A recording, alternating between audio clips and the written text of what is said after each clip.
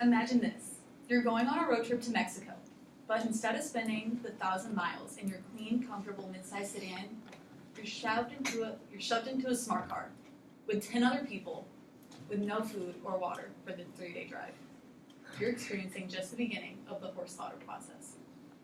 In 2007, horse slaughter became illegal in the United States. Since then, more and more horses have been shipped to Canada and Mexico to complete the process. In attempts to finally put an end to this, the Safeguard American Food Exports Act, aka the SAFE Act, was reintroduced to Congress on January 3rd. This act bans the transport of horses to foreign slaughterhouses and deems horse meat as unsuitable for human consumption.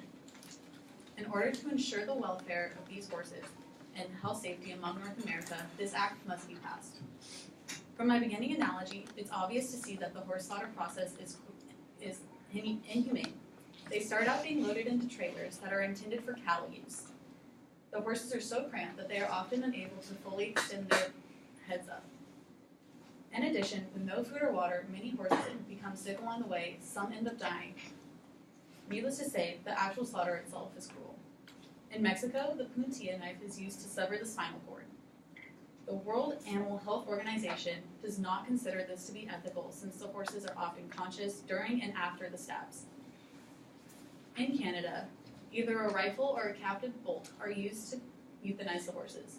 While these two methods are deemed as humane, investigations of Canadian slaughterhouses show numerous horses with numerous bullet holes. This indicates that unskilled workers are unable to get the initial target, causing immense pain for the horses. In addition to this cruel process, their meat is often hazardous to consumers. In the United States, horses are not raised with the intention of being used for human consumption. Horses are routinely given substances that are dangerous to humans. For example, one of the most common medications for horses, phenylbutazone, can be lethal if ingested by people.